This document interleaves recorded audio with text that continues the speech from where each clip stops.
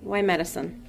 My husband. When I got married, my husband was a second-year resident, and I was always impressed that he could just put his head on the pillow and go right to sleep. It would take me hours to sleep, hours. So I just wanted a little bit of that, and I just assumed it was just sweet exhaustion that made him go to sleep in mid-sentence. So after about 7 years of being a stay-at-home mom, I decided it was my turn. I went back all the way back to school, changed my majors. I'd already had a master's of arts. Now I went to do a bachelor's of science. And sure enough, took enough classes, finished, signed up for PA school, got my master's in science in PA school. And about 3 months afterwards, I started to sleep just the way he did. But it had nothing to do with sweet exhaustion. It was more a sense of peace of mind. But that's why he slept so well. And I got a little bit of that, and ever since then, I put my hand on the pillow, and I'm out.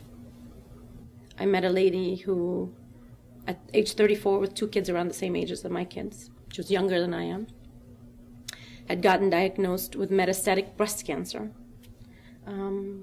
before she'd even gotten her first mammogram, because the recommendation is at age 35 to get your first mammogram. She was 34, and when they found it, it had spread all over. And she would come on a weekly basis and ask for me specifically to tap her belly, because her belly was filling up with fluid. We did a paracentesis on her and do it weekly. And of course, I'd get to know her every time a little bit more. And she, eventually I met her husband, and the last time I saw her, she brought her children. She wanted me to meet them. I got to meet her kids and said goodbye. And then a couple of days later, her husband called and thanked me and told me that she'd passed, and he wanted to thank me for everything I'd done.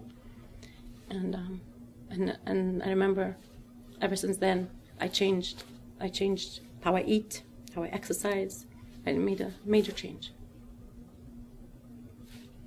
Because she was 34 years old and she died. And I had taken everything for granted till then. So I changed.